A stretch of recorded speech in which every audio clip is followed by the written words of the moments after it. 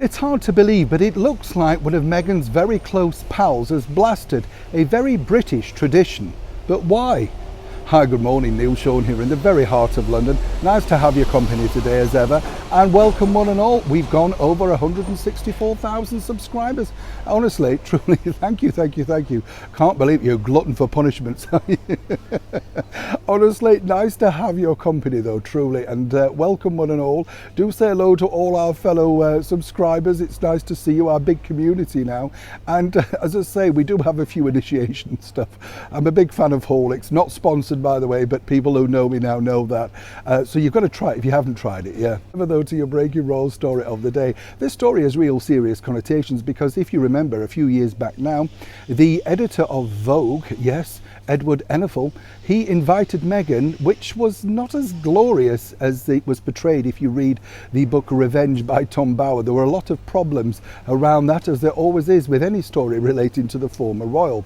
But now Edward himself has decided to step out. He recently got married in a big fanfare with all those supermodels around him. Nice glossy spread, of course, and he has become, you know, it has to be said, a huge force in the marketing world. And when I say marketing world, the magazine world, you know, he's the first black male editor of a very British publication, British Vogue, something to be celebrated.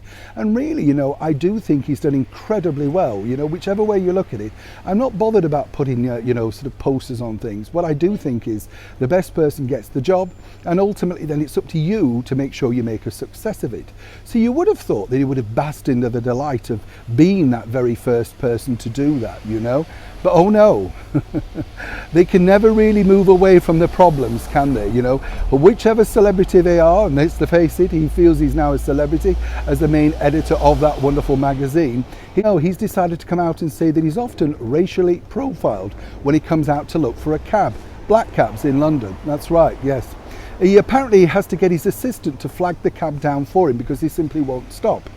And again, you know, my argument with this particular narrative is this. Very similar to Meghan, they always have the me problems, you know. They can never celebrate the fact that they've been given wonderful opportunities in their life, and does it really matter?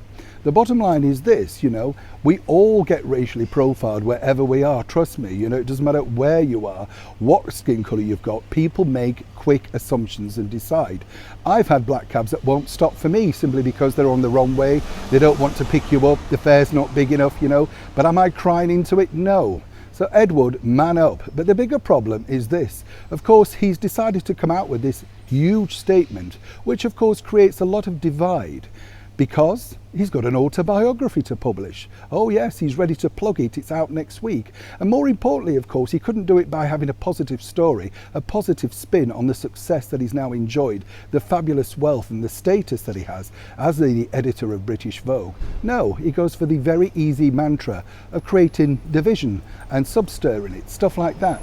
I don't know about you, I feel incredibly let down by this particular statement because not only does it blast the positivity of what should be a celebrated success, and for those beneath him to look and think, wow, what an inspiration, maybe one day I could become an editor like that.